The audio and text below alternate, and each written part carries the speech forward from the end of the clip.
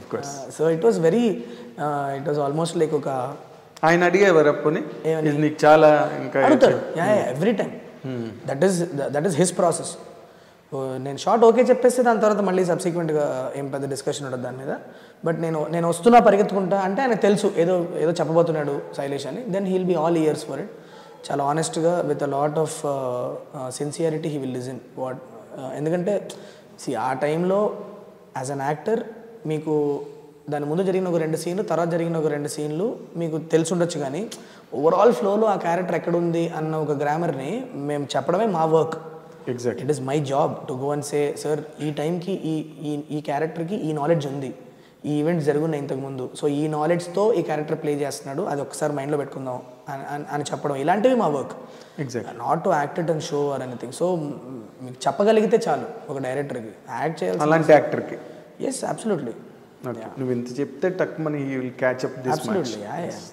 అది so however lot of expectation on this film. Yes sir. మీ ఇద్దరు combination interest అది. అవును. You are the youngest director with 2 films behind. Right, yeah. And he is such a senior person. Correct. The 75th film. Yeah, he trusted me sir fully. అదొక trust అంత పెట్టుకున్నారు నా మీద. That is the biggest pressure that I not that it is 75th film or 76th. నీ మీద pressure అదే, నీ మీద ప్రెషర్, నా మీద పెట్టిన ట్రస్టే అదే. That is what is keeping me very very. ఒక వారం పాటు నిద్రపోకుండా పనిచేయాలన్నా కూడా ఎనర్జీ ఎక్కడి నుంచి వస్తుందంటే అదే.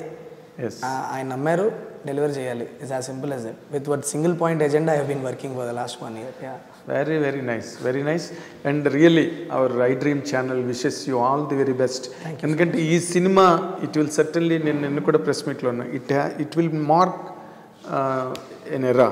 ఎందుకంటే రేపు రాబోయే రోజుల్లో వెంకటేష్ బాబు చేయబోతున్న సినిమాలన్నిటికీ ఇది ఒక వాట్ యు కాల్, ఇది ఒక ఫ్లాగ్షిప్ ఫిల్మ్ లాగా బయటకు వచ్చిందంటే అది అవ్వాలనే వర్క్ చేసి ఇలాంటి డైరెక్టర్స్ కొత్త పాయింట్లతో వస్తారు. Yes they should sir. I sincerely hope that all young directors should make a line in front of his house for narrating great stories to him. అంటే ఆయన విజన్ ఏంటో తెలుస్తుంది ఈ సినిమా చూస్తే.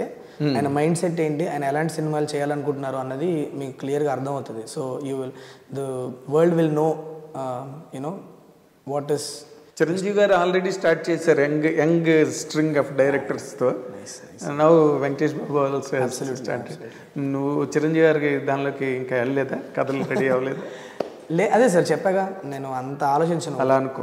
One film at a time. I think film అయిపోయిన తర్వాత జరిగే ఒక 1 monthలో జరిగే ఈవెంట్స్లోనే ఎక్కడో కథ తగులుతుంది. It's always been like that. నా దగ్గర రిపాజిటరీ ఉంది. I have a great repository of scripts and ideas, no doubt about it. Chiranjeevi గారికి సరిపోయిన కథ ఏం లేదు అందులో? చిరంజీవి గారికి సరిపోయిన కథ ఏం లేదు అందులో? ఉంది సార్, చిరంజీవి గారు సరిపోయే కథ ఉంది.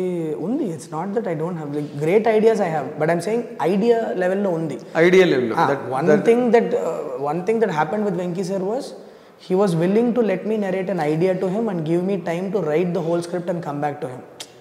So that is my process.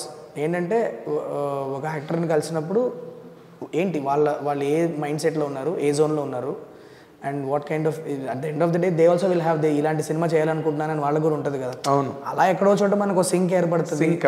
అయినప్పుడు మన దగ్గర ఉన్న ఐడియాస్తో ఇదైతే మీకు ఎలా ఉంటుంది అన్నప్పుడు వాళ్ళు ఎక్సైట్ అయితే then something will start unfolding from there. Project will unfold. Yeah, exactly. ఏమో వెంకటేష్ బాబు చిరంజీవి గారు సినిమా చేద్దాం అనుకుంటున్నారు, నువ్వు చేస్తావు.